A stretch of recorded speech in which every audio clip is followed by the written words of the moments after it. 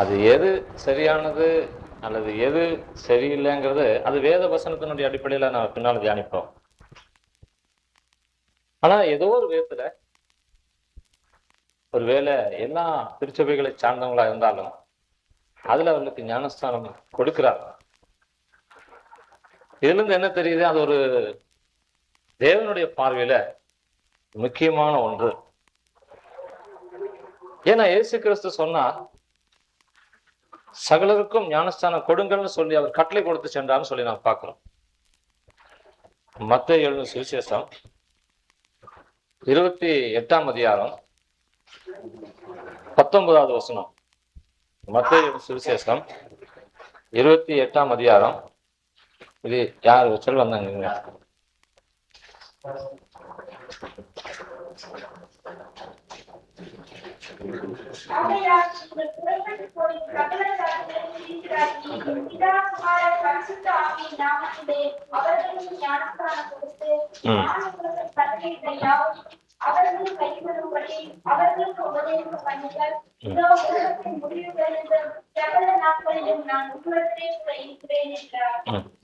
சகோதரர்கள் ஒரு வாசி கேட்போம். அதை ஏன்னாக்கா ரெக்கார்ட் ஆகுறதுனால நீங்க இந்த பதிவு பண்ணதை நீங்க வாங்கிட்டு போலாம். கேட்கலாம். ஆகையால் நீங்கள் புறப்பட்டு போய் சகல ஜாதிகளையும் சீசராக்கி பிதா குமாரன் பரிசுத்த ஆவியின் நாமத்திலே அவர்களுக்கு ஞானஸ்தானம் கொடுத்து, அதாவது பிதா குமாரன் பரிசுத்த ஆவியின் பெயராலே அவர்களுக்கு ஞானஸ்தானம் கொடுத்தேன்னு சொல்லி நான் பார்க்கிறேன். இது இயேசு கிறிஸ்துவை ஏற்றுக்கொண்ட ஒவ்வொருவருக்குமே அவரால் பெற்றுக்கொண்ட ஒரு கட்டளைன்னு சொல்லி நாம் பார்க்கலாம். ஆகவே ஞானஸ்தானத்தினுடைய சத்தியம் நாம் தெளிவா அறிஞ்சிருக்க வேண்டியது அவசியம்.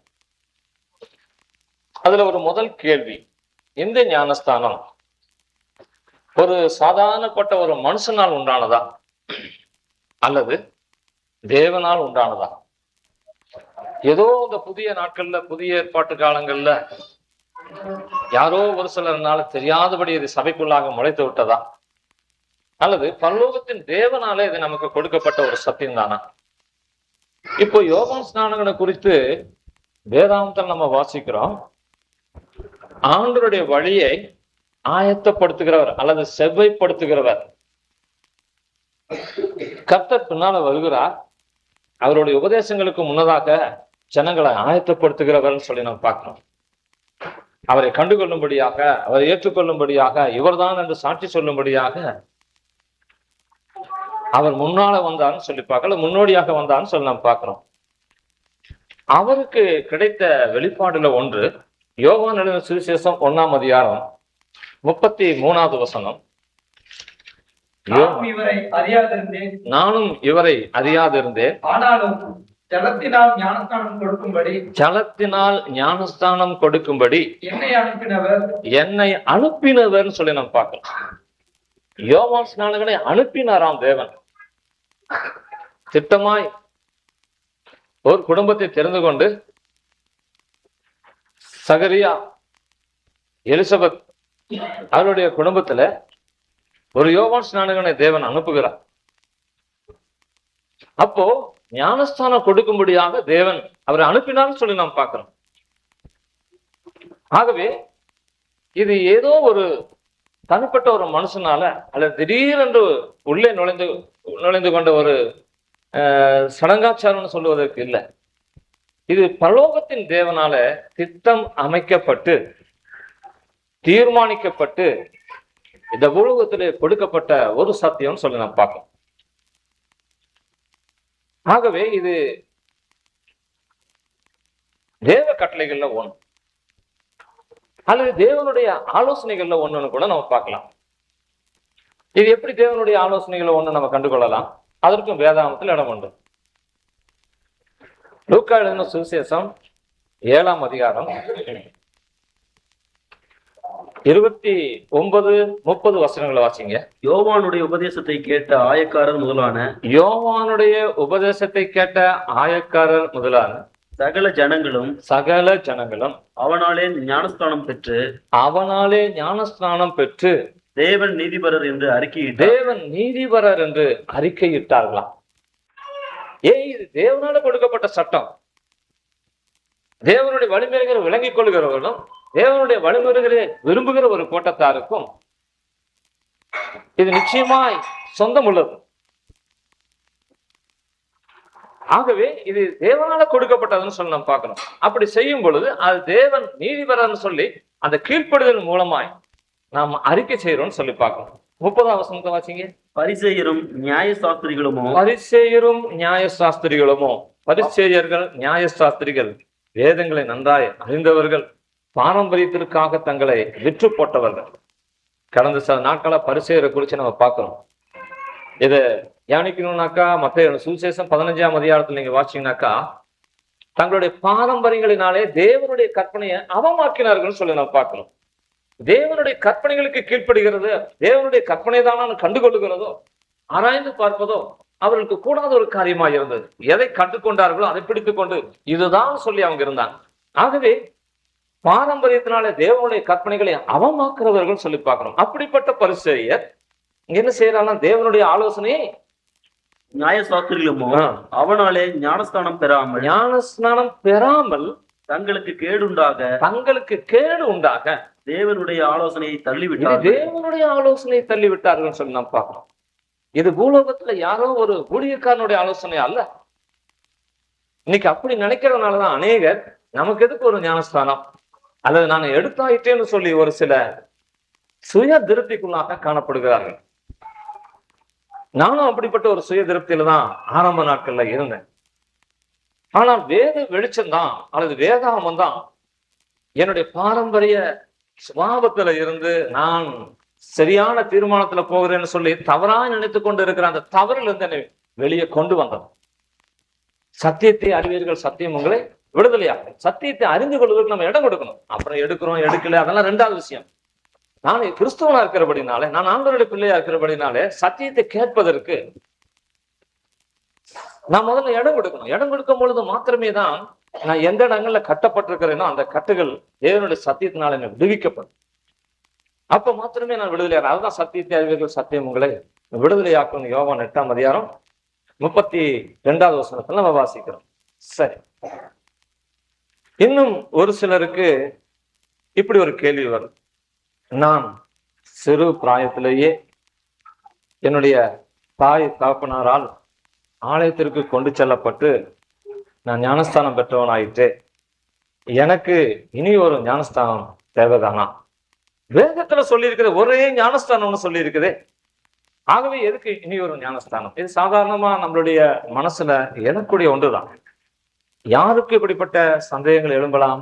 ஒருவேளை வேதத்துல சில தெளிவுகளை நம்ம காண முடியாதனாலோ அல்லது நாம் ஐக்கியப்படுகிற இடங்கள்ல நமக்காக வைத்திருக்கிற மேய்ப்பர்கள்னாலே நாம் சரியாய் மேய்க்கப்படாத அனுபவத்திலே காணப்படும் பொழுது, சத்தியத்திலே சரியாய் வழிகாட்டப்படாத சமயங்களிலே இப்படிப்பட்ட சந்தேகங்களை எழுவதற்கு நமக்கு நியாயம் உண்டு. அதை தவற எடுத்துக்கொள்வதற்கு இல்லை. அப்படிப்பட்டவர்களுக்கு ஒரு சில சம்பவங்களை வேதாகமத்திலிருந்து வாசித்து நான் இப்படிப்பட்ட நிலையில் இருந்துதான் எடுத்தேனான்னு சொல்லி ஒரு கேள்விகளை கேட்கும் போது அதற்கு திட்டமான ஒரு பதிலை நாம் பெற்றுக்கொள்ள முடியும். கேள்வி என்ன? நான் சின்ன வயதிலேயே நான் ஞானஸ்தானம் எடுத்து விட்டேன். இந்த ஞானஸ்தானம் செல்லுமா செல்லாதா?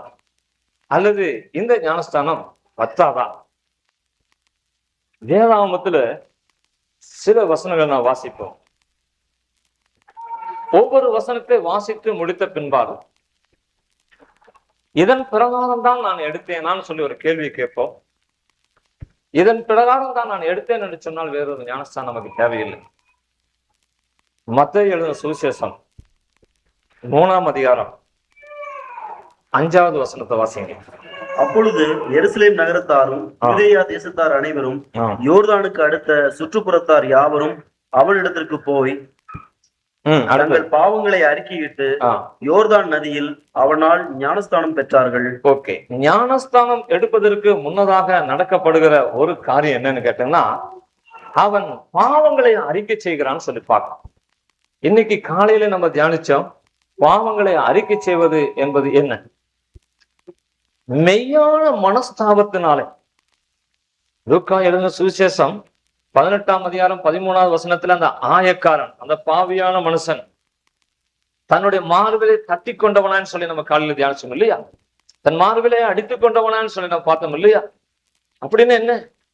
அவன் பாவத்துக்காக மெய்யான மனஸ்தாபப்படுகிறவனாய், மனங்கசந்து அழுதவனாய், அந்த பாவத்தினுடைய கொடிய தன்மையை அவன் உணர்ந்தவனாய், இவைகளெல்லாம் உணர்ந்த பிற்பாடு ஐயோ இது பாவம், பாவம் என்றாலே தேவனுக்கு பிரியமில்லாத சில காரியங்கள் சொல்லி பார்க்கணும்.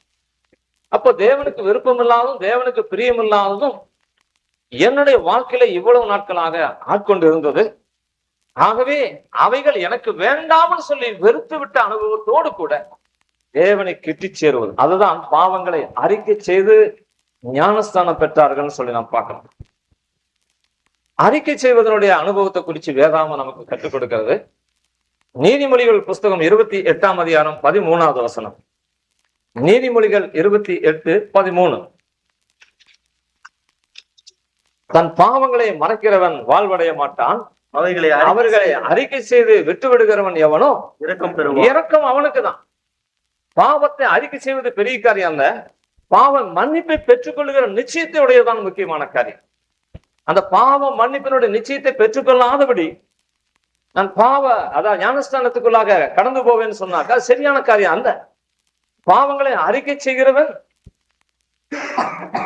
விட்டு விடுகிற எண்ணத்தோடு கூட அறிக்கை செய்யணும்னு சொல்லிதான் அந்த வசனத்தில் நம்ம வாசிக்கிறோம். நீதிமொழிகள் 28:13. அவனுக்கு மாத்திரமே இரக்கம். இரக்கங்கிறது என்ன? மன்னிப்பு. பாவங்களை அறிக்கை செய்து விட்டு விடுகிறவன் எவனோ. அப்போ இப்படிப்பட்ட விட்டு விடுகிற எண்ணத்தோடு கூட நான் பாவறிக்கை செய்து ஒரு ஞானஸ்தானத்தை பெற்றிருப்பேனே, ஆனால் எனக்கு ஒரு ஞானஸ்தானம் தேவையில்லை. அப்படிப்பட்ட ஒரே ஒரு ஞானஸ்தானம் எனக்கு போதுமானதா இருக்குன்னு சொல்லி நாம் பார்க்கணும். ஓகே, நாம் பாவங்களை அறிக்கை செய்து விட்டோம். அந்த மத்தேயு சுவிசேஷம் 3ஆம் அதிகாரம் 5-6 வசனத்தின் பிரகாரமாக பாவங்களை அறிக்கை செய்து ஞானஸ்தானம் பெற்றார்னு சொல்லி பார்க்கிறோம். பாவங்களை அறிக்கை செய்தேனே, அந்த பாவங்கள் எனக்கு மன்னிக்கப்பட்டு விட்டதா? அந்த நிச்சயத்தை நான் பெறாதபடி எப்படி ஞானஸ்தானத்துக்குள்ளாக கடந்து போவோம்? அந்த நிச்சயத்தை நான் எப்படி கண்டுகொள்வது? பாவம் ஒரு மனுஷனுக்கு மன்னிக்கப்படுமையானால் அவனுடைய இதயத்துல தெய்வீக சமாதானம் ஆளுகை செய்யும். அவனுக்குள்ளாக இருக்கும் அந்த பாவ பாரம் அவனுடைய இதயத்தை விட்டு நீங்கி போகும். ஒரு சுமை நீக்கப்பட்டவனாய், ஒரு லகுவாக்கப்பட்ட ஒரு மனிதனாய், அவன் விடுவிக்கப்பட்டதை அவனுடைய ஆவிலே உணர்ந்து கொண்ட ஒரு மனிதனாய் அவன் காணப்படுவான். இது ஒரு பகுதி. இன்னொரு பகுதி, எனக்கு வேண்டாம் என்று சொல்லி அறிக்கை செய்து விட்டுவிட்ட அந்த பாவ சூழ்நிலை திரும்பவுமாய் என்னுடைய வாழ்க்கையில வறுமையானால் அதை முற்றிலுமாய் வெறுக்க தோணும். இதுதான் பாவ மன்னிப்பினுடைய நிச்சயத்தை பெற்றுக்கொண்டவர்களுடைய அடையாளம்.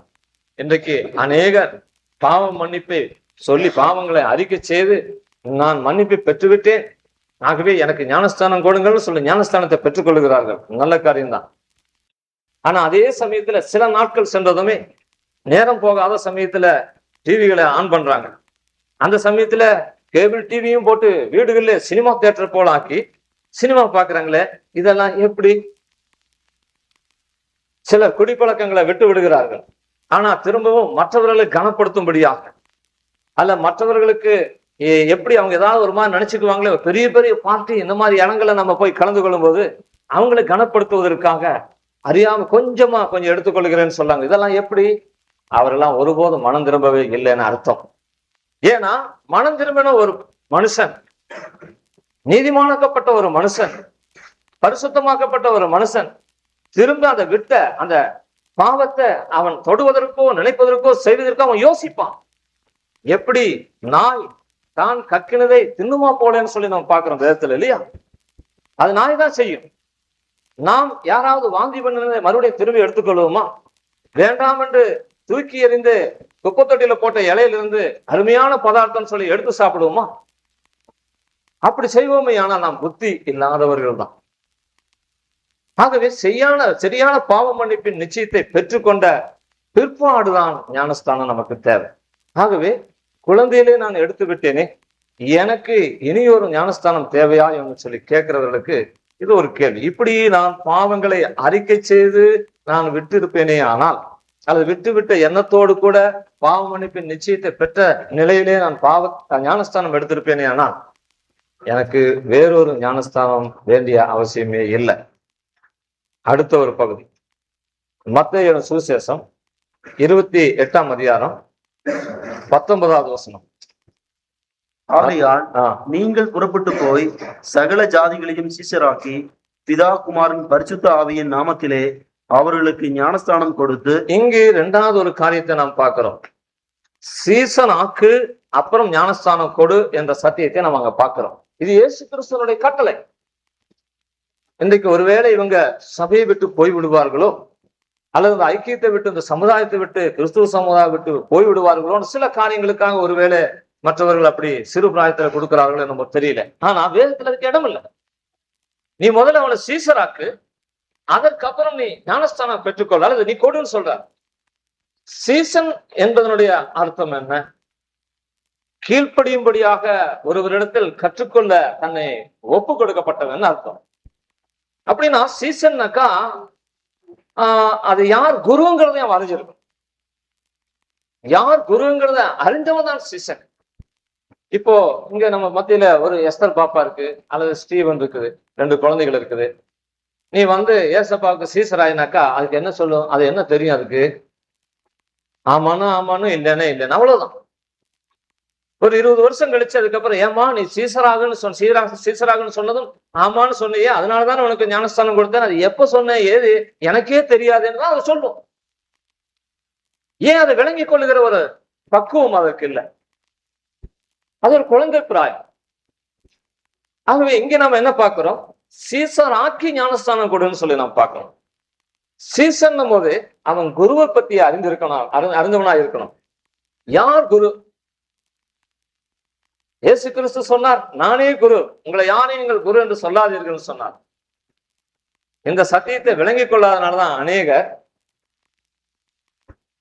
தாம் கற்றுக்கொண்டவர்களையே குருவை போல கிறிஸ்துவுக்கு ஒப்பாய் தங்களை வைத்துவிட்டு அவர்கள் என்ன சொல்லுகிறாரோ அதை அப்படியே கேட்டு விடுவார்கள். அப்படி அல்ல. உதாரணமாக ஒரு பவுல் அப்போஸ்தலன் தேவனால தெரிந்து கொள்ளப்பட்டு அவன் தேவனுக்கு சீசன் ஆகும்படியாக அவனுக்காக ஏற்படுத்தின ஒரு அனனியா இருக்கிறார். அந்த அனனியாவை அவர் சந்தித்து தேவ தீர்மானத்தின் பிரகாரமாக கற்றுக்கொள்ள வேண்டியவர்களை கற்றுக்கொண்டு, பெற்றுக்கொள்ள வேண்டியவர்களை பெற்றுக்கொண்டு, ஞானஸ்தானத்துக்கு அப்புறம் அவர் ஊழியங்களை செய்ய ஆரம்பிக்கிறார். எனக்கு அனனியாவே எல்லாம் வழிகாட்டி என்று சொல்லி வேதத்தை எங்குமே அவர் சொல்லல. அவர்தான் எனக்கு எல்லாவற்றையும் கற்றுக் கொடுத்த குருன்னு அவர் எங்கேயுமே சொல்லல. காரணம், இவர் வளர்ந்த ஒரு நன்மை தீமை அறிகிற அறிவு இருந்தபடினாலே யார் குரு என்பதை அவர் திட்டமாய் அறிந்தவராய் இருந்தார். ஆகவே இவரை விட்டு விட்டு குருவாகி இயேசு கிறிஸ்துவையே அவர் பிடித்து கொண்டார் சொல்ல பார்க்கிறோம். அப்போ சீசன் என்பதனுடைய பொருள் குருவாகிய தன் குருவை திட்டமாய் அறிந்து கொண்ட ஒருவன் தான் சீசன். 2வது, சீசனுடைய இன்னொரு தன்மை என்னன்னா, குரு சொல்லுகிற வார்த்தை அத்தனைக்கும் கீழ்ப்படியும்படியாக தன்னை ஒப்புக் கொடுக்கப்பட்டவன் தான். குருவாகி இயேசு கிறிஸ்து மத்தேயு சுவிசேஷம் 5ஆம் அதிகாரம், 6ஆம் அதிகாரம், 7ஆம் அதிகாரத்துல தாம் கீழ்ப்படியும்படியாக எத்தனையோ காரியங்களை நமக்கு கற்றுக் கொடுத்திருக்கிறாரே. அவைகளில எத்தனை காரியங்களை கீழ்ப்படியும்படியாக நான் என்னை ஒப்பு கொடுத்திருக்கிறேன். சீசத்துவத்தை அறியாதபடி, சீசன் என்கிற நிலைமையை அறியாதபடி, குருத்துவம் குரு என்பத நிலைமையை சரியா உணர்ந்து கொள்ளாதபடி நான் குருவாகி இயேசு கிறிஸ்துக்கு நான் சீசனாக முடியாது.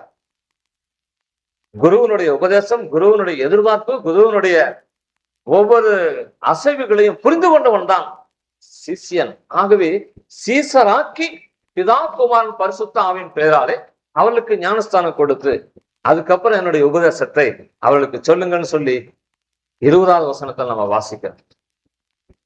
ஒருவேளை நான் குழந்தையிலேயே ஞானஸ்தானம் எடுத்துக்கொண்டேன்னு சொல்லும் சகோதரர்கள் சகோதரிகள் இருப்பார்களே. ஆனால் இப்படிப்பட்ட குருவை அறிந்த நிலையில நான் சரியான ஒரு சீசனாய் அவருக்கு ஒப்புவிக்கப்பட்டவனாய் தான் இருக்கிறேன், அந்த நிலையில தான் நான் எடுத்திருந்தேன்னு சொல்லி நாம் சொல்லுவோமேயானால் எனக்கு இனி ஒரு ஞானஸ்தானம் அவசியமே இல்லை.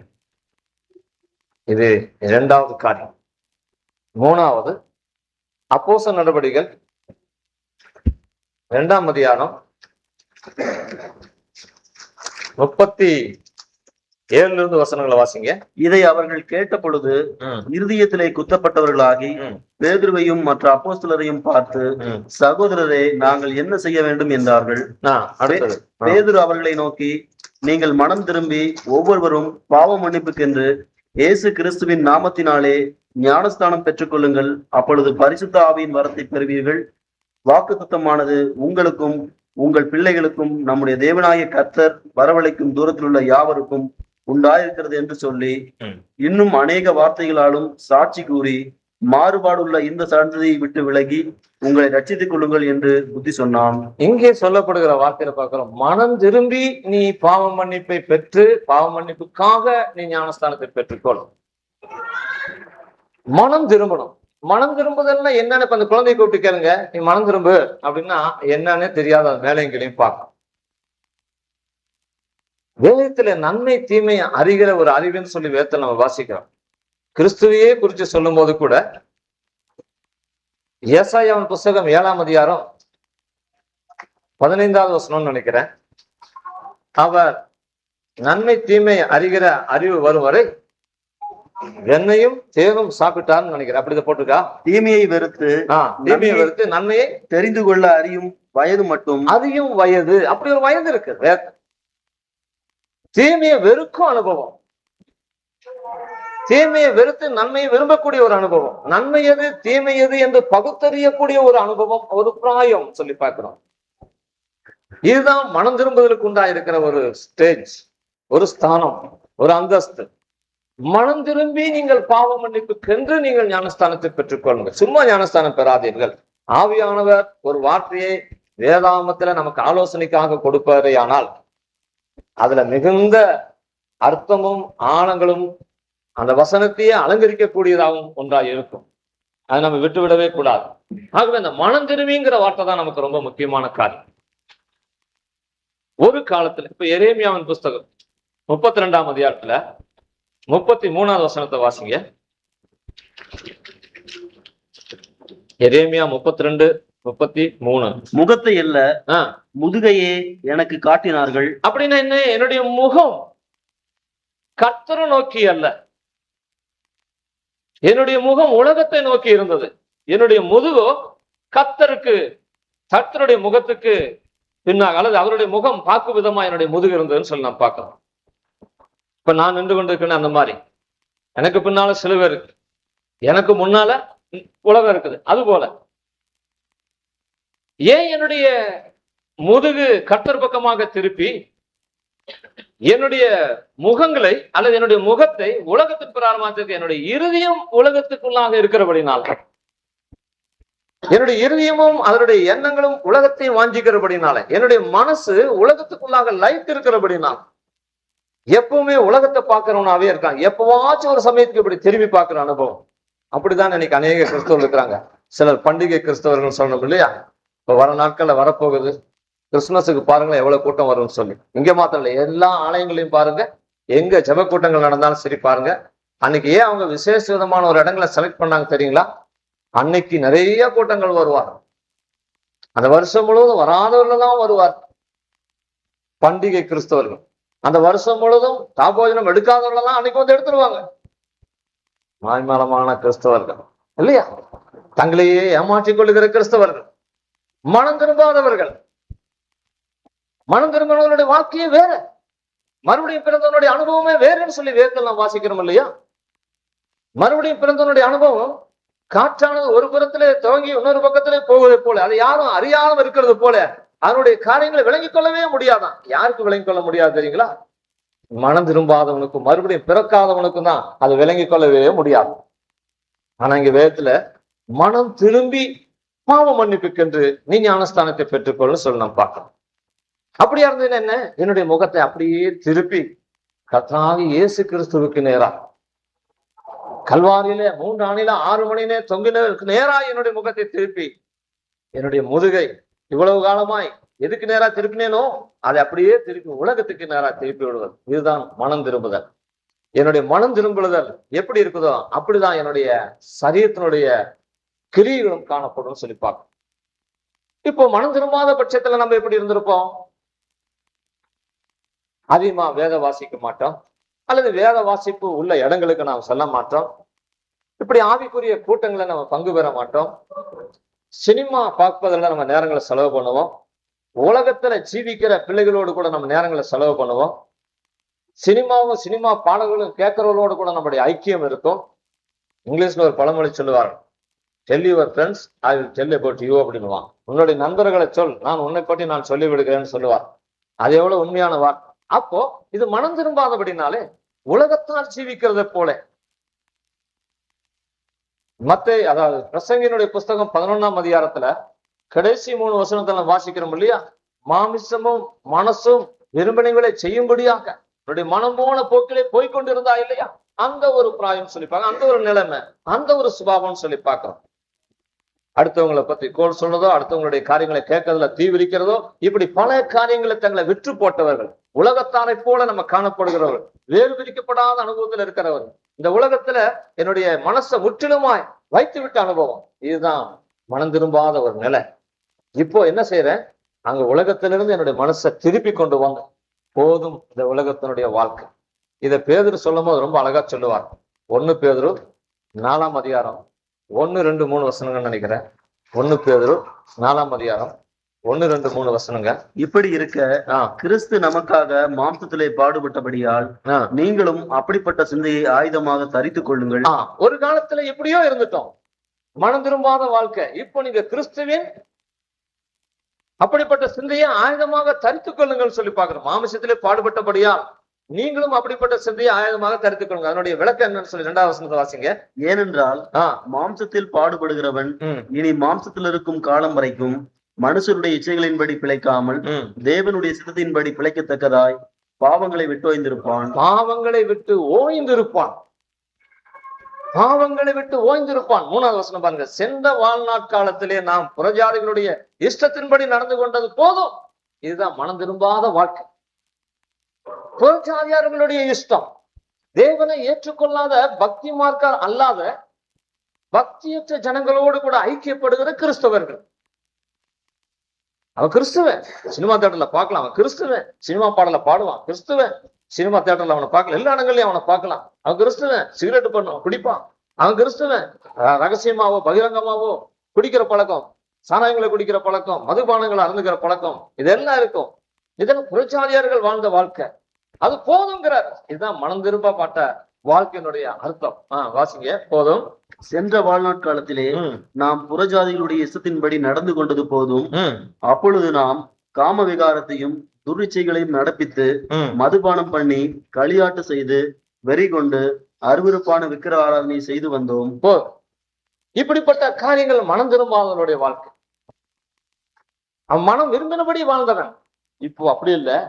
கிறிஸ்து விரும்பும்படியாக, கிறிஸ்து விரும்புகிற பிரகாரமா நான் வாழும்படியாக நான் ஒப்பு கொடுக்கப்பட்டவன் சொல்லி உலகத்துக்கு முதுகை காட்டி கிறிஸ்துவுக்கு தன்னுடைய முகத்தை காட்டி கிறிஸ்துவ நோக்கி ஓடி வருகிற அந்த அனுபவம். இது நல்லா விளங்கி கொள்ளணும்னாக்கா, லூக்கா எழுதின சுவிசேஷம் 15ஆம் அதிகாரத்துல ஒரு கெட்ட குமாரனுடைய சம்பவத்தை குறிச்சு நம்ம பார்க்கிறோம். அவன் ஒரு நாள்ல தகப்பனுடைய ஆலோசனையை கேட்காதவனும், தகப்பனோடு நல்ல ஜீவித்துக்காக தன்னை வைத்துக் கொள்ளாதவனும், நல்ல அந்தஸ்துக்குள்ளாக தன்னை வைத்துக் கொள்ளாதவனும், உலகத்தினால் இழுக்கப்பட்ட ஒரு மனுஷனுமாய் காணப்பட்டான். உலக நண்பர்களினால இழுக்கப்பட்டவனாய் இருந்தான். உலக இன்பங்களினால இழுக்கப்பட்டவனாய் இருந்தான். ஆகவே அவனுடைய மனம் முழுவதுமாய் உலகத்தின் பக்கமாய் இருந்தது. அவன் தகப்பனார் கொடுக்கிற ஒரு ஆலோசனை அவனுடைய காதுகளில் விடவே விழாது. ஆகவே அவன் ஓடி ஓடி ஓடி ஓடி அவன் மனம் விரும்பினபடி அவன் செய்து வாழ்ந்து வந்தான்னு சொல்லி நான் பார்க்கிறேன். ஆனால் அவன் புத்தி தெளிந்த பின்புன்னு சொல்லி வாசிக்கிறேன். இதுதான் மனம் திரும்புதல். நான் பன்றிகள் மத்தியிலே ஜீவிக்கிறேன், நான் பன்றி இருக்கும் இடத்திலே சேற்றிலே புரண்டு கொண்டு இருக்கிறேன். இதைத்தான் சங்கீதத்துல நாம் வாசிக்கும் போது சங்கீதம் 40, 2, 3 வசனங்கள் நாம் வாசிக்கிறோம் இல்லையா? வாசிங்க. சங்கீதம் 40, 2, 3 வசனம்.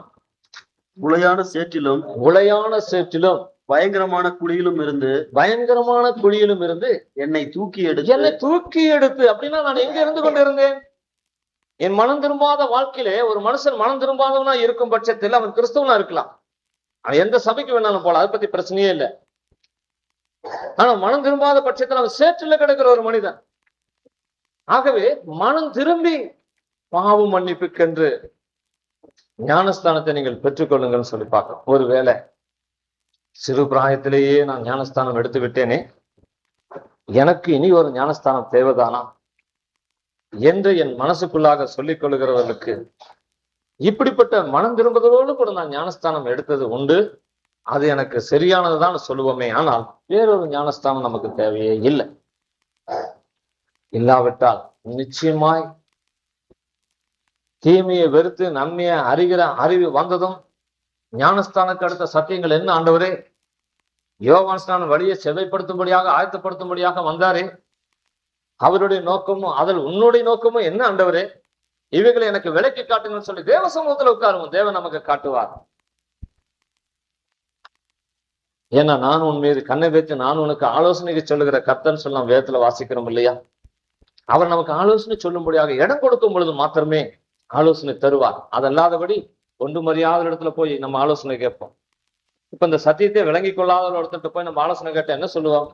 தவறு, நீ அந்த இடத்துக்கே நீ போகாத, அப்படிப்பட்டவனோட ஐக்கியமே வைக்காத, நீ இங்கே இருந்து கொள், இதுதான் முக்கியம், இதுதான் சரின்னு சொல்லி விடுவார் இல்லையா? வேண்டாம், எங்கேயும் போக வேண்டாம், எங்கேயும் வர வேண்டாம். தேவ சமூகத்துல நான் அப்படிதான் கற்றுக்கொண்டேன்.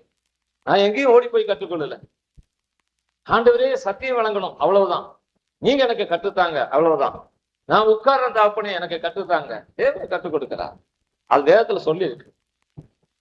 ஏசாயாவின் புஸ்தகம் 40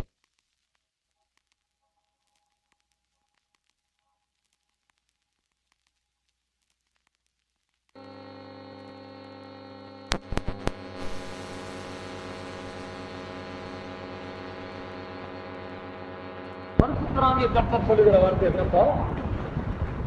உன் தேவனாகிய கர்த்தர் நீ நடக்க வேண்டிய வழியை, உனக்கு பிரயோஜனமானவர்களை நான் உனக்கு போதித்துங்கிறார். எனக்கு என்ன பிரயோஜனம் இந்த பூலோகத்துல ஜீவிப்பதற்கு, என்னுடைய ஆவிக்குரிய நிலைமைக்கு என்ன தேவைன்னு சொல்லி பரலோகத்தின் தேவனுடைய சமூகத்தில் நம்ம உட்கார்ந்து இருப்போம், காத்திருப்போம். அவர்கிட்ட நம்ம கேட்போம். சத்தியங்களை அவருக்கு அங்கு வைப்பார். உலகம் முழுவதும் மணவாட்டி சபையை அழைத்து புல்லுள்ள இடங்களை மேய்க்கிற கர்த்தர், அமர்ந்த தண்ணீரண்டிலே கொண்டு போய் விடுகிற என் கர்த்தர், அவரெல்லவா நம்ம சேவிக்கிறோம், அவரெல்லவா நம்ம ஆராதிக்கிறோம், அவரெல்லாம் நமக்கு சொந்த தெய்வமாய் ஏற்றுக்கொண்டிருக்கிறோம். ஆவியா எனக்கு போதிக்க மாட்டாரா? இந்த உலகத்துல போதிக்காத தேவன் நீ வர உலகத்துல எனக்கு என்னதான் செய்வார்? ஒண்ணுமே செய்ய மாட்டார். இங்க போதிப்பாரே, ஆனால் வர இருக்கிற நாட்கள்ல அவர் என்னை அழைப்பார், அவருடைய ராஜ்யத்துக்குள்ளாக கொண்டு செல்வார், எல்லாம் நடக்கும். ஆகவே மனம் திரும்பி பாவ மன்னிப்புக்கென்று ஞானஸ்தானம் பெற வேண்டும். அடுத்த ஒரு சம்பவம், மார்க்கு சுவிசேஷம் 16ஆம் அதிகாரம் 15-16 வசனங்கள். பின்பு அவர் அவர்களை நோக்கி, நீங்கள் உலகமெங்கும் போய் சர்வ சிருஷ்டிக்கும் சுவிசேஷத்தை பிரசங்கியுங்கள். சர்வ சிருஷ்டிக்கும் சுவிசேஷத்தை பிரசங்கியுங்கள்.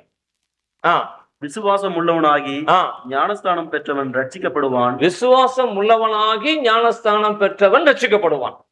விசுவாசியாதவனோ அக்கினி தீர்ப்புக்கு உட்படுவான்னு சொல்லி பார்க்கிறோம். ஆனால் இங்க என்ன சொல்லுது? நீ ஞானஸ்தானம் எடுப்பதற்கு முன்பதாக ஒரு உபதேசத்தை நீ கேட்க வேண்டும். ஆண்டவராகிய இயேசு கிறிஸ்துவனுடைய நோக்கமும், வந்த நோக்கமும், அவர் மரித்த நோக்கமும், அவர் உயிர்த்தெழுந்த நோக்கமும் என்ன என்பதை நீ அந்த நித்திய சுவிசேஷத்தை கேட்க வேண்டும். ஒவ்வொரு தனிப்பட்ட மனுஷனும் அதை கேட்க வேண்டும்ங்கிறார். சர்வ சிருஷ்டிக்கு நீ பிரசங்கிச்சிரு, எல்லாரும் அதை கேட்கட்டும். கேட்டதுக்கு அப்புறம் அப்பா எடுக்கிறதுக்காக நீ எடுக்க வேண்டாம், உன்னுடைய அம்மா எடுக்கிறதுக்காக நீ எடுக்க வேண்டாம், உன்னுடைய போதகர் சொல்வதற்காக நீ எடுக்க வேண்டாம், உன்னை ஊக்குவிக்கிறவர்கள் சொல்வதற்காக நீ எடுக்க வேண்டாம். மாறாக நீ விசுவாசி, நீ விசுவாசின்னு சொல்றார். விசுவாசித்து ஞானஸ்தானம் பெறுகிறவன்.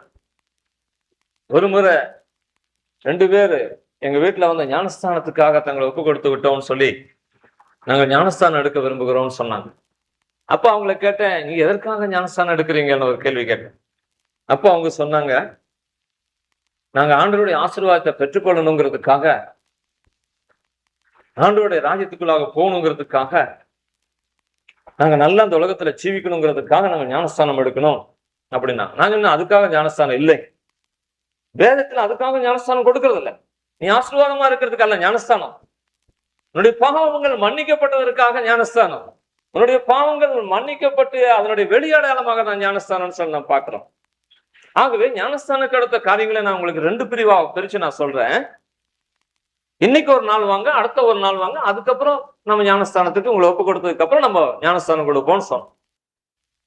ஒரே நாள் கிளாஸ் கேட்டாங்க, 2வது நாள் அவங்க வரவே கிடையாது. இது வரைக்கும் வரவே கிடையாது. வருஷங்கள் எத்தனையோ ஓடிச்சு. காரணம் என்ன தெரியுமா? சரியான அந்த ஞானஸ்தானத்தினுடைய சத்தியத்தை விளங்கி கொள்ளாதபடினால, பாவ மன்னிப்பின் நிச்சயமா அந்த விடுதலையின் காரியங்களும் அவர்களுக்குள்ளாக இல்லாதபடினாலே, இனிமேல் என்னால் இப்படி ஜீவிக்கலாம் முடியுமான்ற ஒரு கேள்விக்குறியினால் அவர்கள் வராதபடி ஓடியே போனார். அப்ப இங்க நம்ம வாசிக்கிற பகுதி என்ன? நீ விசுவாசி. ஞானஸ்தானம் என்னன்னு விசுவாசி. ஞானஸ்தானத்துக்கு அப்புறம் ஒண்ணு முற்றும் முடிய ரட்சிக்க வல்லவரா இருக்கிறாரா என்பதை நீ அறிந்து நீ விசுவாசி. நிறைய பேர், சில பேர் ஞானஸ்தானம் எடுக்கிறதுக்கு தடையா இருக்கிறதுக்கு இன்னொரு காரணம் என்ன தெரியுங்களா? ஐயோ, நான் ஞானஸ்தானம் எடுத்துட்டேனாக்கா அதுக்கப்புறம் நான் எப்படி பாவம் செய்யாம இருக்க முடியும், என்னால இருக்க முடியுமா அப்படின்னா இன்னொன்னு பாவத்தையே விடலன்னு அர்த்தம். இன்னும் சரியான பாவ மன்னிப்பு நிச்சயத்தையே நான் பெற்றுக்கொள்ளன்னு அர்த்தம். அந்த நிச்சயத்தை உடையவனும் அந்த வெறுப்பு உடையவனும் மாத்திரமே அதில் ஜீவிக்க முடியும். வேதனை முடியுங்கிறது தான் வேதனை நமக்கு சொல்லப்பட்டிருக்கு. ரோமர் 6ஆம் அதிகாரம் 14வது வசனத்துல, நீங்க கிருபைக்கு கீழ்பட்டிருக்கிறபடினாலே பாவம் உங்களை மேற்கொள்ளாது. அது உங்களை மேற்கொள்ள முடியாது, உங்களோட போராடும். அது எல்லா மனுஷனுக்கு உண்டானதுதான். உங்களை இழுத்து கீழே தள்ளும்படியாக நம்மளோடு கூட வரும். யோசேப்போடு கூட வந்ததை போல. யோசேப்பை எப்படியாவது இந்த உலகத்தில இருந்து, அதாவது தேவனுடைய பாதையில இருந்து அவனை வழிவிலக செய்ய வேண்டும். தேவனிடத்திலிருந்து அவனை பிரித்து விட வேண்டும். தேவனுடைய கரங்கள் இருந்து அவனை விழத்தள்ள வேண்டும்னு சொல்லி, அவன் தேவனை எடுத்து அவனை உபயோகப்படுத்தவே விடக்கூடாதுன்னு சொல்லி, அவன் பாவ சூழ்நிலைகள் அநேக காரியங்களை உருவாக்கினான். ஆனால் யோசேப்பு என்ன செஞ்சார்? இந்த காரியமெல்லாம் எனக்கு வேண்டாம், என் தேவனுக்கு விரோதமா நான் பாவம் செய்ய மாட்டேன்னு சொல்லி ரொம்ப அழகா சொல்லி தப்பித்துக் கொண்டான்னு சொல்லி நம்ம பார்க்கிறோம். ஆகவே ஒவ்வொரு மனுஷனுடைய வாழ்க்கையிலையும் பாவம் அவனை விழுங்குவதற்காக அல்லது தன்வசமா எடுத்துக்கொள்வதற்காக அது முயற்சி செய்யும். ஆனா நான் கிருபிக்குள்ளாக இருக்கிறபடினாலே, கிருபிக்கு கீழ்பட்டிருக்கிறபடினாலே அது என்னை மேற்கொள்ளாது. அப்படின்னா நான் அதை மேற்கொள்ளுவேன்னு அர்த்தம். நான் அதை ஜெயித்து விடுவேன் அர்த்தம். இதை சரியா விளங்கி கொள்ளாதவர்கள் தான் இன்னைக்கு அநேகர் இப்படி யோசிக்கிறாங்க. ஐயோ, நான் ஞானஸ்தானம் எடுத்ததுக்கு அப்புறம் என்னால் நான் ஜீவிக்க முடியுமா, நான் கீழ்ப்படிஞ்சு எல்லா சத்தியத்துக்கும் கீழ்ப்படிஞ்சு என்னால இருக்க முடியுமான்னு சொல்லி, அப்படின்னா ஒரு பரிசுத்த ஆவியான அந்த உலகத்துல வச்சு பிரயோஜனமே இல்லைன்னு அர்த்தம்.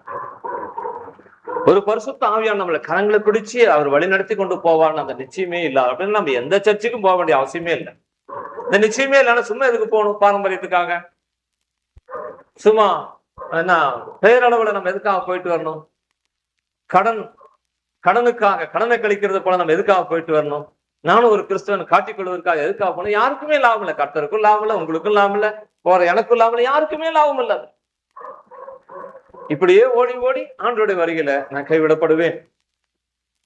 ஆக சுவிசேஷங்களை அவனுக்கு முதல்ல அறிவி. அவனை கூப்பிட்டு உட்கார வச்சு மனம் திரும்பலுக்கு உண்டான சுவிசேஷங்களும், மனம் திரும்புதல் நான் என்ன, உன் பாவங்கள் மன்னிக்கப்படணுங்கிறதுக்காக பாவ மன்னிப்பு நான் என்ன, அதை எப்படி நீ பெற்றுக்கொள்ளணும், எல்லா காரியங்களும் அவனுக்கு சொல்லு. அப்புறம் அவன் அதை விசுவசிக்கட்டும். எப்படி எப்ப அவனுடைய பாவங்கள் மன்னிக்க, அவன் கேட்கலாம் ஒருவேளை, எப்படி என்னுடைய பாவங்கள் மன்னிக்கப்படும், என் பாவத்துக்கு நான் என்ன செய்ய முடியும்? லேவியராகவும் 17ஆம் அதிகாரம் 11ஆம் வசனம் நினைக்கிறேன் இல்லையா? இல்ல 11, 17. லேவியர் 17, 11 நினைக்கிறேன். வாசிங்க. மாம்சத்தின் உயிர் வாசிங்க. மாம்சத்தின் உயிர் ரத்தத்தில் இருக்கிறது. நான் அதை உங்களுக்கு பலிபீடத்தின் மேல் உங்கள் ஆத்துமாக்களுக்காக பாவ நிவர்த்தி செய்யும்படிக்கு கட்டளையிட்டேன். ஆத்துமாவிற்காக பாவ நிவர்த்தி செய்கிறது ரத்தமே. பாவ நிவர்த்தி செய்கிறது ரத்தம் சொல்லி நாம பார்க்கிறோம். அதாவது அநேக வருஷங்களுக்கு பின்னதாக சிந்தப்படுகிற பரிசுத்தமான ரத்தத்திற்கு இங்க நினைவு கூறுதலான அந்த வார்த்தையை நம்ம காண முடிகிறது. இப்போ 1 தீமோத்தேயு 1ஆம் அதிகாரம் 15ஆம் வசனத்துல வாசிக்கும் போது, பாவிகளை ரட்சிப்பதற்காக கிறிஸ்து இயேசு உலகத்துல வந்தான்னு சொல்லி நாம் பார்க்கணும். இன்னும் மத்தேயு சுவிசேஷம் 9ஆம் அதிகாரத்துல 6ஆவது வசனத்துல வாசிக்கும், மனுஷகுமாரனுக்கு பாவங்களை மன்னிக்க அதிகாரம் உண்டுன்னு சொல்லி நாம் பார்க்கணும். இன்னும் பாவ மன்னிப்பு நிச்சயத்தை பெற்றுக்கொள்வதற்கு வேதாகமத்துல வேறு வழி என்ன சொல்லப்பட்டிருக்குன்னா, 1 யோவான் 1ஆம் அதிகாரம் 7ஆவது வசனமும் 9ஆவது வசனமும் நாம் திட்டமும் தெளிவுமா நமக்கு பாவ மன்னிப்பு நிச்சயத்தை பெற்றுக்கொள்ள முடியுங்கிற சத்தியத்தை நாம் புரிந்து கொள்ள முடிகிறது. இயேசு கிறிஸ்துனுடைய ரத்தம் சகல பாவங்களையும் கழுவி நம்மை சுத்திகரிக்கிறதுன்னு சொல்லி பார்க்கிறோம். இதை நான் விசுவசிக்க வேண்டும். விசுவசித்து ஞானஸ்தானம்னாக்கா பாவ மன்னிப்புக்காக தான் ஞானஸ்தானம். எதை விசுவசிக்கணுங்கிறத நான் சொல்லிட்டு வரேன். இயேசு கிறிஸ்துவனுடைய ரத்தம் சகல பாவங்களையும் சுத்திகரிக்கும் சொல்லி இருக்குது. அப்ப இயேசு கிறிஸ்துவன் நான் அறிக்கை செய்யும் பொழுது இயேசு கிறிஸ்துவிட்ட மட்டுமே நான் அறிக்கை செய்யும் பொழுது, அது 9ஆம் வசனத்தை நாம் வாசிக்கிறோம். அவர் உண்மையும் நீதி உள்ளவராய் இருக்கிறார். என் பாவங்களை மன்னிக்கிறதுக்கு இயேசு கிறிஸ்து தான் அந்த உலகத்துல நியமிக்கப்பட்டவராய் இருக்கிறார். வேறு யாரிடத்திலும் போய் நான் அறிக்கை செய்ய வேண்டிய அவசியமே இல்லை.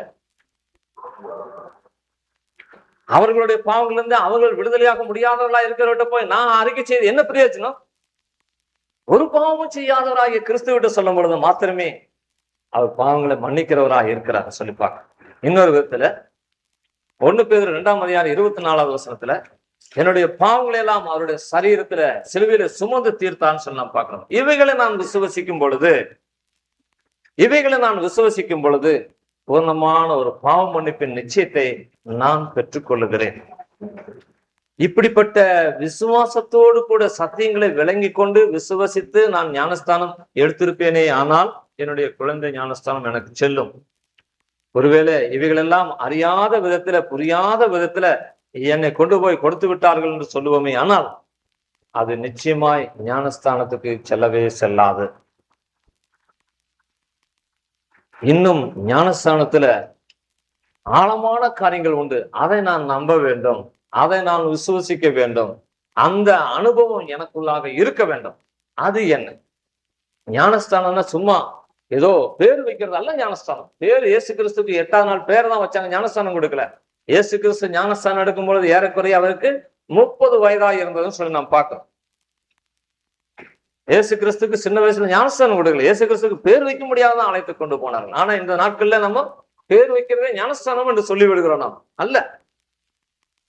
ஞானஸ்தானம் வேறு, பேர் வைப்பது வேறு. அது பிரதிஷ்டை செய்தல், அது வேறு. ஞானஸ்தானம் என்பது அது முற்றிலுமாய் வேறுபட்ட ஒரு தன்மை. அப்போ அதனுடைய சத்தியம் என்னன்னு நம்ம விளங்கி கொண்டதுக்கு அப்புறம் தான் என்னை முற்றிலுமாய் தியானிச்சு தேவ சமூகத்துல நிறுத்தி அதுக்கப்புறம் ஆயத்தத்தோட அதை பெற்றுக்கொள்ள வேண்டிய ஒன்றா இருக்கு. இது ஒரு ஆராதனைக்கு ஒப்பாய் இருக்கு, ஒரு அடக்க ஆராதனைக்கு ஒப்பானது. ஞானஸ்தானம் என்பது ஒரு அடக்க ஆராதனைக்கு ஒப்பானது. ஒரு ஞானஸ்தானத்துல என்னெல்லாம் நடக்குனாக்கா, ஒரு இறப்பு, ஒரு அடக்கம், ஒரு உயிர் தெழுதல். ஆண்டவராகிய இயேசு கிறிஸ்து பாவங்களுக்காக நமக்காக மரித்தான்னு சொல்லி நம்ம பார்க்கிறோம். மரித்த பின்பு தூக்கி வெளியில எறியப்படவில்லை, அவர் அடக்கம் செய்யப்பட்டான்னு சொல்லி பார்க்கிறோம். 3ஆம் நாள் உயிர் திறந்தவராய் இன்றைக்கு பிதாவினிடத்தில் நமக்காக பரிந்து பேசுகிறவராய் இருக்கான்னு சொல்லி நம்ம பார்க்கிறோம். எபிரேயர் 7ஆம் அதிகாரம் 25வது வசனம், 1 யோவான் 2ஆம் அதிகாரம் 1வது வசனத்திலே நம்ம அதை காண முடியும். இன்றைக்கு நமக்காக பிதாவினிடத்துல அவர் பரிந்து பேசுகிறவராய் இருக்கிறான்னு சொல்லி இந்த 3 சம்பவங்களும் ஒரு ஞானஸ்தானம் எடுக்கக்கூடியவனுடைய வாழ்க்கையில நடைபெறாவிட்டால் ஞானஸ்தானத்துல அர்த்தமே இல்லை.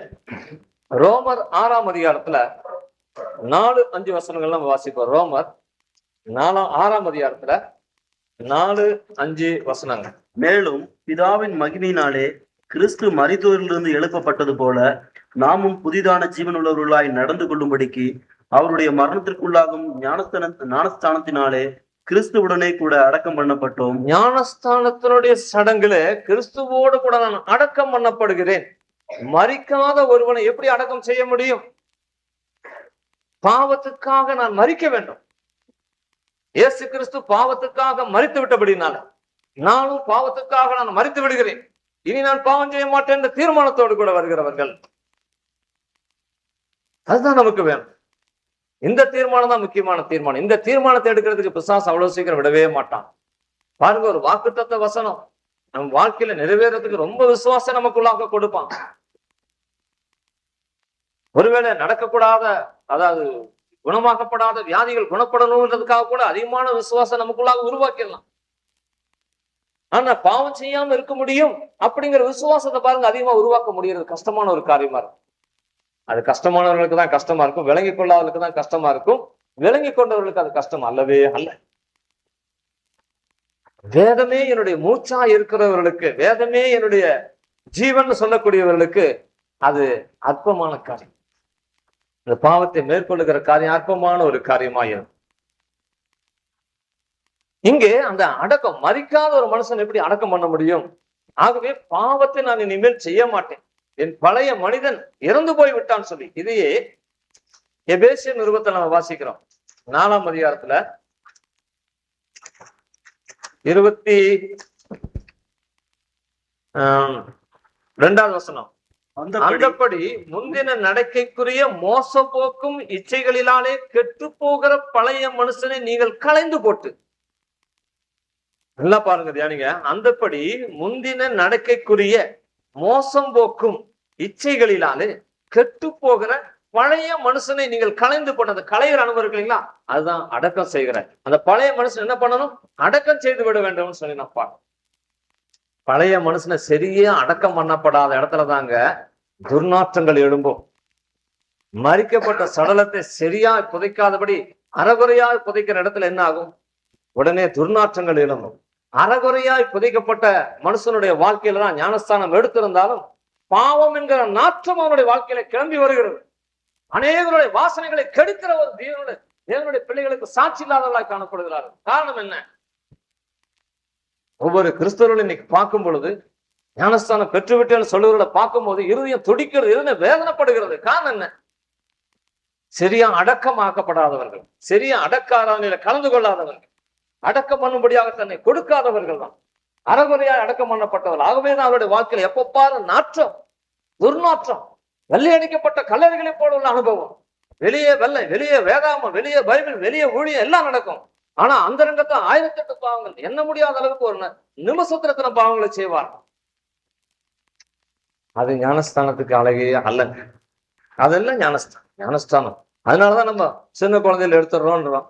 ஆனா மறுபடியும் பாருங்க, ஒரு சைக்கிள் அப்படியே இருக்கிற மாதிரி எப்பவும் செய்யறது, பாவம் செய்யறது, அறிக்கை செய்யறது, மறுபடியும் பாவம் செய்யறது, அறிக்கை செய்யறது, இதே லைஃப். ஏன் அது விளங்கி கொள்ளல? விளங்கி கொள்ளாத வரைக்கும் இதே மாதிரிதான் இருக்கும். சுழற்சி, இந்த வட்டம் இருந்துகிட்டே தான் இருக்கும். எப்போ விளங்கி கொள்வோம் அப்பதான் அதுக்கு ஒரு முற்றுப்புள்ளி. எப்ப நான் விளங்கி கொள்ளணும் அப்பதான் அதுக்கு ஒரு முற்றுப்புள்ளி வைக்க முடியும். வேதம் நமக்கு திட்டமான பாதைகளை தான் நமக்கு கற்றுக் கொடுக்கும். நான் எப்ப கிறிஸ்துவிட்டு போறோமோ நான் நீதிமானாக்கப்படுகிறேன், நான் பரிசுத்தவானாக்கப்படுகிறேன். வேதம் நமக்கு தெளிவா சொல்லுகிறது. கிறிஸ்துவனுடைய கிருபையினால நம்ம பெற்றுக்கொள்கிறோம், ஞானஸ்தானத்தினால. ஆகவே கிறிஸ்துவோடு கூட, அதாவது அவருடைய மரணத்துக்கு உள்ளாக்கும் ஞானஸ்தானத்தினாலே கிறிஸ்துவுடனே கூட அடக்கம் பண்ணப்பட்டோம்னு சொல்லி நான் பார்க்கிறோம். ஆகதால் 5வது வசனம், ஆதலால் அவருடைய மரணத்தின் சாயலில் நாம் இணைக்கப்பட்டவர்களானால் அவர் உயிர்த்தெழுதலின் சாயலும் இணைக்கப்பட்டு இருப்போம். நாம் இனி, அடுத்த வசனம், நாம் இனி பாவத்துக்கு ஊழியம் செய்யாதபடிக்கு பாவ சரீரம் ஒளிந்து போகும் பொருட்டாக நம்மளுடைய பழைய மனுஷன் அவரோடு கூட சிலுவையிலே அறையப்பட்டது என்று அறிந்திருக்கிறோம். மரித்தவன் பாவத்திற்கு நீங்கி விடுதலையாக்கப்பட்டிருக்கிறான். 7வது வசனம். இது என்னுடைய இருதயத்தினுடைய அலங்காரமா இருக்கணும். இந்த வசனம் ஒவ்வொரு ஞானஸ்தானம் எடுத்தவனுடைய இருதயத்திலையும் அலங்கரிக்கக்கூடிய வசனமா இருக்கணுங்க. இது வாக்குத்தத்த வசனம் அல்ல, அலங்காரம். நமக்கு வீடுகள் முழுவதும் அந்த வசனங்கள் அல்ல. இந்த வசனம் எழுதி வைங்க, உங்க வீடுகள் அலங்காரமா வைங்க, ரொம்ப அருமையா இருக்கும். ஏதோ அப்படிதான் நமக்கு சொல்லி இருக்கு. உபாகமம் 6ஆம் அதிகாரத்துல 6-7 வசனங்கள் என்ன சொல்லி இருக்கிறோம்? அவர் நிலைக்கதவுகள் எல்லாம் வேத வசனத்தை நீங்க உங்களுக்கு நினைவுக்குறிகளாக, நினைவேலைகளாக வைங்க, ஞாபகக்குறியா வைங்கன்னு சொல்றார். எதற்காக? என்னத்தை ஞாபகக்குறியா வைக்கிறது? ஆண்டவர் என்னை ஆசீர்வதிப்பார், இன்று முதல் என்னை ஆசீர்வதிப்பார், இந்த வீடு முழுவதும் ஆசீர்வதிப்பார், என் வாழ்க்கை முழுவதும் ஆசீர்வதிப்பார், என் வேலையை ஆசீர்வதிப்பார். இதுதான் இல்ல. அந்த ஆசீர்வாதம் என்னை பரலோகத்துக்கு கொண்டு போகாது. மரித்தவன் பாவத்துக்கு நீங்க விடுதலையாக்கப்பட்டிருக்கிறானே, இதுதான் ஆசீர்வாதம். இது வரைக்கும் சொல்லப்பட்ட ஆசீர்வாதத்தினுடைய வார்த்தைகள் எல்லா வீடுகளையும் காணலாம். இப்படிப்பட்ட வசனங்கள் யார் வீட்டுல காண முடியும் தெரியுங்களா? மரித்து சரியாய அடக்கம் பண்ணப்பட்டவனும் இந்த வசனத்தினால அலங்கரிக்கப்பட்டவனுடைய வீட்டுலதான் அதை காண முடியும். இன்னைக்கு என்னுடைய வாழ்க்கையில அடக்க ஆராதனை சரியா நடந்திருக்கா? என்னுடைய ஞானஸ்தானத்தினால நான் எப்படியோ எடுத்துட்டேன்னு வைங்க. ஒருவேளை சரியா அப்ப நான் சொல்லப்பட்ட வேத வசனத்து பிரகாரம் எடுத்திருந்தாலும் சரி, அல்லது இல்லாத விதத்துல எடுத்திருந்தாலும் சரி, நான் சரியா மறிக்கப்பட்ட நிலையில, சரியாய் இறக்கப்பட்ட நிலையில, சரியாய் அடக்கம் பண்ணப்பட்டிருப்பேனே, ஆனால் சரியாய் உயிர்த்தெழுவேன். கிறிஸ்துவோடு கூட நான் உயிர்த்தெழுகிற அனுபவம் நமக்குள்ளாக காணப்படும். இது ஞானஸ்தானத்தில் நடக்கக்கூடிய மிக முக்கியமான சம்பவம். இதை சரியா விளங்கி கொள்ளாதவர்கள், இதை சரியா அறிந்து கொள்ளாதவர்கள், இதை சரியா தியானிக்காதவர்கள், சரியா புரிந்து கொள்ளாதவர்கள் தான் பாவத்தை எடுத்து ஞானஸ்தானத்தை எடுத்தாலும் சாட்சி இல்லாத ஜீவிக்கிறவர்களாய் காணப்படுகிறார். கிறிஸ்துவை எப்பவுமே திரும்ப திரும்ப சிலுவையில அறிந்து கொள்ளுகிற கிறிஸ்தவர்களாய் ஞானஸ்தானம் எடுத்து பிதா குமாரன் பரிசுத்த ஆவியின் பெயராலே இயேசுவின் நாமஸ்தான ஞானஸ்தானம் எடுத்துக்கொண்டு அவரையே சிலுவையில் அறிகிற அனுபவம். இது ரோமர்கள் மன்னிக்கணும், எபிரேயர் 6ஆம் அதிகாரத்துல 4-6 வரைக்குள்ள வசனங்கள் நம்ம வாசிக்கிறோம் இல்லையா? அவரை திரும்ப திரும்ப சிலுவையில அறைந்து அவமானப்படுத்துகிறோம்னு சொல்லி பார்க்கிறோம். அதே சமயத்துல எபிரேயர் 10ஆம் அதிகாரம் 29ஆம் வசனத்துல எவருடைய ஞாபகத்தினால நான் ஞானஸ்தானம் எடுத்தனோ அவரை நான் காலின் கீழாக மதிக்கிறேன்னு சொல்லி நான் பார்க்கிறோம். அந்த கிருபியின் ரத்தத்தை நான் அவமதிக்கிறேன்னு சொல்லி நான் பார்க்கிறோம். இன்னைக்கு இதை நான் செய்யறபடினால்தான் பாவத்தின் மீது வெற்றி கொள்ள முடியறது. ஞானஸ்தானத்தை எடுத்துட்டதுனால பாவத்துல வெற்றி கொள்ள முடியுமா? இல்ல, அதனுடைய சத்தியங்களை நம்ம விவரித்து நம்ம விளங்கி கொள்ளணும். அதை நம்ம இருதயங்களை பதிய வைத்துக் கொள்ளணும். இதுதாங்க முதல் படி. அதுக்கப்புறம் தான் பாக்கி. இது இல்லாதபடி நான் ஊழியத்தை செஞ்சாலும் பாதியில நின்று போயிடும். இது இல்லாதபடி ஆத்மாலயம் பண்ண போனாலும் பாதியில் நின்று போயிடும். என்னோட ஓட்டமெல்லாம் ஒண்ணுமில்ல, ஓடி பாதியில ஓடிஞ்சு போய் உட்காந்துருவேன். இவைகள் எல்லாம் அஸ்திபாரங்கள். எபிரேயர் 6ஆம் அதிகாரம் 1ஆம் வசனத்துல வாசிக்கிறோம். இது அஸ்திவாரம் சொல்லி நம்ம பார்க்கிறோம். இது அஸ்திவார உபதேசம். அஸ்திவாரம் சரியில்லாதபடி வேற எந்த காரியத்தையும் சரியா பண்ண முடியவே முடியாது. முதல் கோணல் முற்றும் கோணலாகவே தான் காணப்படும். முதல் காரியம் சரியா இருக்குமானால் முற்று முடிய எல்லாம் சரியாகவே நடத்த முடியும். எல்லாம் சீர்பட்ட வாழ்க்கையில காணப்பட முடியும். ஞானஸ்தானத்துல நடக்கிற மிக முக்கியமான சம்பவம் இது. அடுத்த அந்த ஞானஸ்தானத்துல நான் எப்படி எடுத்தனா அது எனக்கு தெரியாது. ஆனாலும் கூட ஞானஸ்தானத்துல இன்னும் என்ன நடக்கு? மிக நெருக்கமான ஒரு உறவு கிறிஸ்துவுக்கும் எனக்கும் ஏற்படுகிறதுன்னு சொல்லி பார்க்கிறோம்.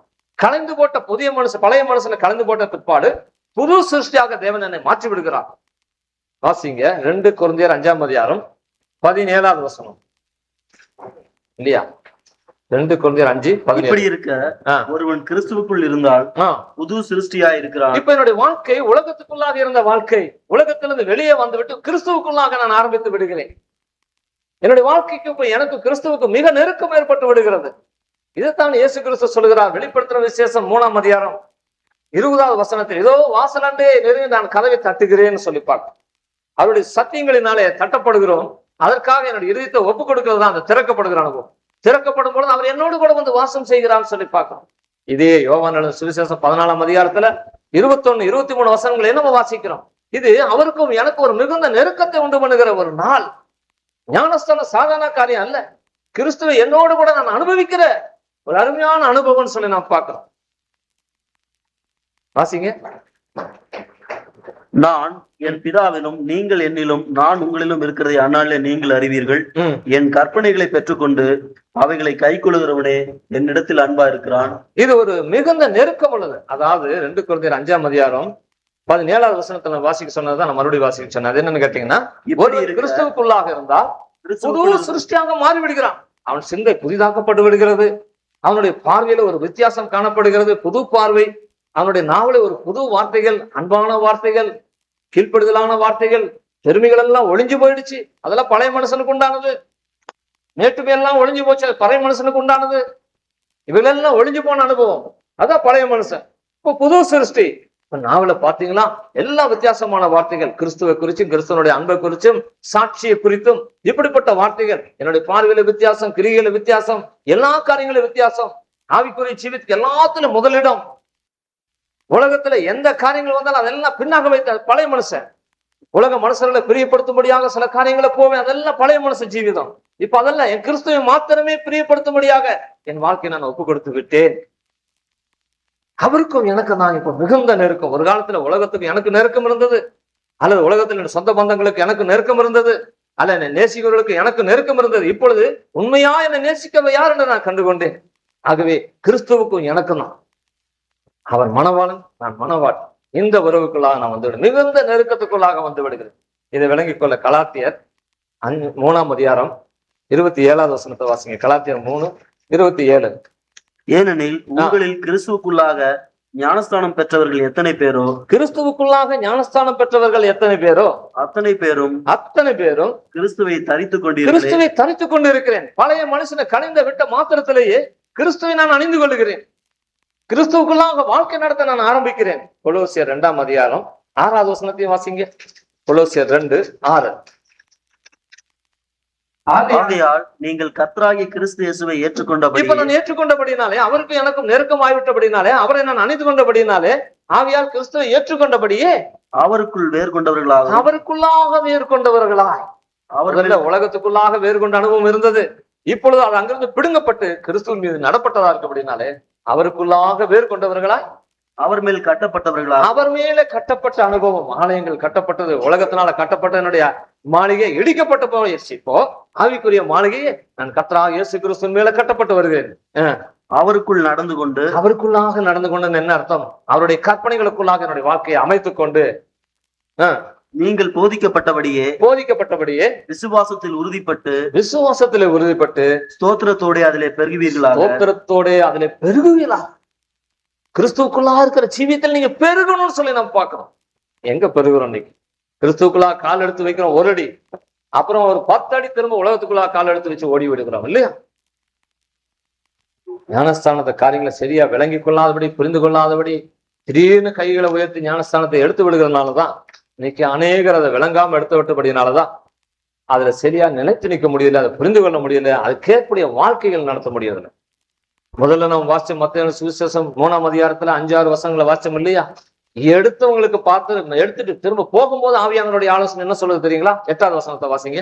மனம் திரும்புதலுக்கு ஏற்ற கனிகளை, மனம் திரும்பி வந்துட்டீங்க, மனம் திரும்புதலுக்கு ஏற்ற நீங்க கனிகளை கொடுக்கணும்னு சொல்லி நம்ம பார்க்க. மறுபடியும் உலகத்துக்கு ஏற்ற கனிகளை கொடுக்காதீங்க, கசப்பான கனிகளை கொடுக்காதீங்க, ஆண்டவருக்கு பிரியமில்லாத கனிகளை கொடுக்காதீங்க.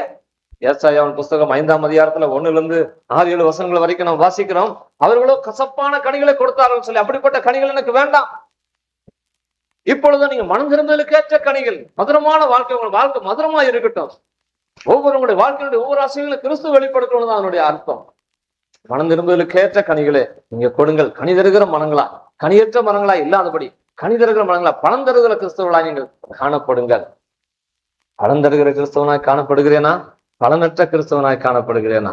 யோசனை பண்ணுங்க. எத்தனை பேர் இன்னைக்கு பலன் தந்தவர்களை போல வந்து கடைசியில பலனற்றவர்களாய் காணப்படுகிறார்களே. காரணம் என்ன? கிறிஸ்துவுக்கும் எனக்கும் ஏற்பட்ட அந்த நெருங்கிய உறவை புரிந்து கொள்ளாதவங்க.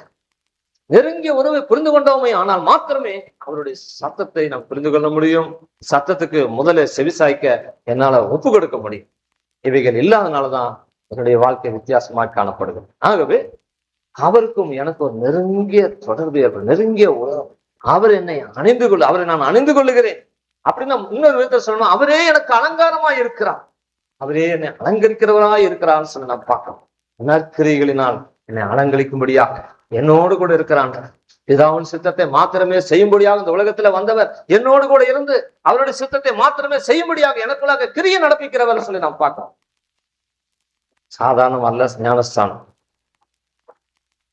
இன்னும் அதுல என்ன நமக்கு மிக நெருக்கங்களும் மிக ஆழமான காரியங்களும் அடங்கி இருக்கு தெரியுமா? 1 பேதுரு 3ஆம் அதிகாரம் 21வது வசனம். 1 பேதுரு 3ஆம் அதிகாரம் 21வது வசனம். அதற்கு ஒப்பனையான ஞானஸ்தானமானது மாம்ச அழுக்கை நீக்குகிறதா இராமல், அதற்கு ஒப்பனையான ஞானஸ்தானமானது, அதற்கு ஒப்பனையானது. எதற்கு ஒப்பனையான? கொஞ்சம் மேலுள்ள வசனத்தையும் வாசிடுவோமா? அந்த ஆவிகள் பூர்வத்திலே நோவா பேழையை ஆயத்தம் பண்ணும் நாட்களிலே தேவன் நீடிய பொறுமையோட காத்திருந்த போது கீழ்ப்படியாமற் போனவைகள். அந்த பேழையிலே சிலராகி 8 பேர் மாத்திரம் பிரவேசித்து ஜலத்தினாலே காக்கப்பட்டார்கள். ஜலத்தினாலே காக்கப்பட்டதை போல காக்கப்படுவதற்கு ஒப்பனையான ஞானஸ்தானம், மீட்கப்படுவதற்கு ஒப்பனையான ஞானஸ்தானம், அழிவிலிருந்து காப்பாற்றப்படுவதற்கு ஒப்பனையான ஞானஸ்தானம்.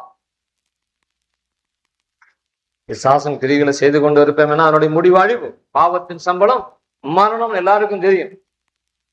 அதல்ல, அதற்கு காக்கப்படும், அந்த அழிவுக்கு காக்கப்படும்படியான இருக்கு. அதற்கு ஒப்பனையான ஞானஸ்தானமானது, அதற்கு ஒப்பனையான ஞானஸ்தானமானது மாம்ச அழுக்கை நீக்குதலா. ஏதோ தண்ணியில இறங்கி ஏறதுனால மாம்சத்தினுடைய அழுக்கை நீக்குதலா அது இருக்குதுன்னு நீங்க நினைச்சிட வேண்டாம். அதனுடைய அர்த்தம் அல்ல. தேவனை பற்றும் நல் மனசாட்சியின் உடன்படிக்கையாயிருந்து, தேவனை பற்றும் நல் மனசாட்சியினுடைய உடன்படிக்கையாயிருந்துன்னு சொல்லி நாம் பார்க்கலாம். தேவனை பற்றும் நல் மனசாட்சியினுடைய உடன்படிக்கையாயிருக்கிறோம்.